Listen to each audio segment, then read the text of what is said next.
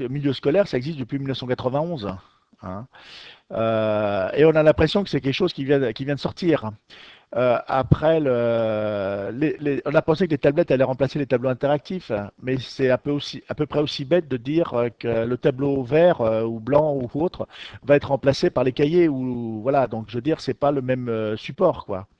Il y a un support qui est individuel et un support qui est pour le travail de groupe, pas forcément en classe complète, un tableau interactif, mais c'est un travail pour à 3-4 travailler dessus pour réfléchir sur un sujet.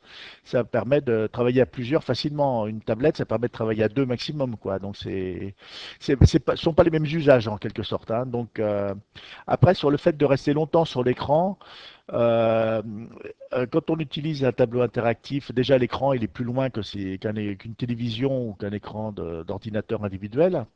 Et les élèves vont pas tout faire 100% sur le numérique. Ils vont aller à la bibliothèque chercher des informations sur le papier. Ils vont aller interviewer des camarades. Ils vont aller travailler de différentes manières, quoi. C'est plutôt un endroit où on va collecter et organiser les informations qu'on a trouvées pour les synthétiser, pour argumenter. Moi, je suis d'accord là-dessus. Tiens, regarde, j'ai trouvé cette image, on l'affiche, etc. Donc euh, il faut faire attention aux écrans. Je me rappelle quand les moniteurs étaient cathodiques, là, souvent les fréquences de rafraîchissement étaient très faibles, là, de l'ordre de 50 Hz, voire moins, et ça scintillait énormément. Hein.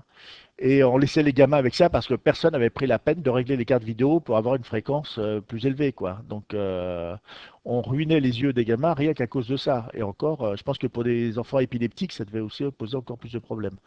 Donc, il y a une question de méconnaissance et autres. Un écran, c'est vrai, on dit que ça fatigue les yeux, mais c'est pas le fait de regarder l'écran qui fatigue tellement les yeux.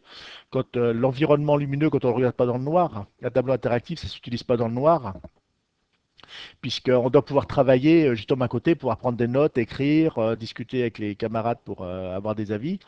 Donc ça s'utilise dans une salle normalement éclairée. Un écran d'ordinateur aussi, il n'y a aucune raison d'utiliser dans le noir.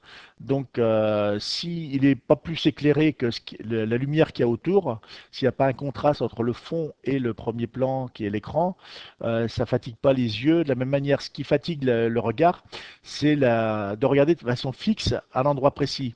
Donc quand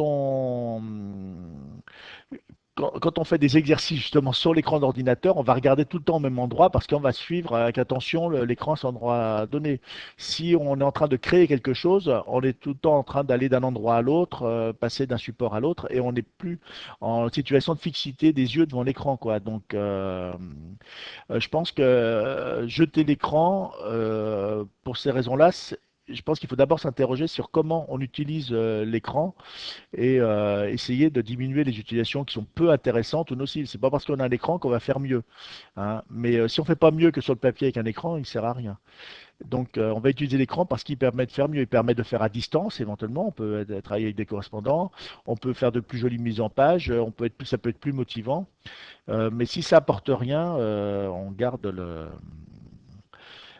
les supports qu'on avait avant. Parce que ce qui pour moi est intéressant, c'est la manière de travailler ensemble. L'écran est un outil comme un autre, quoi. Que ce soit un tableau interactif, des tablettes, des ordinateurs ou autre.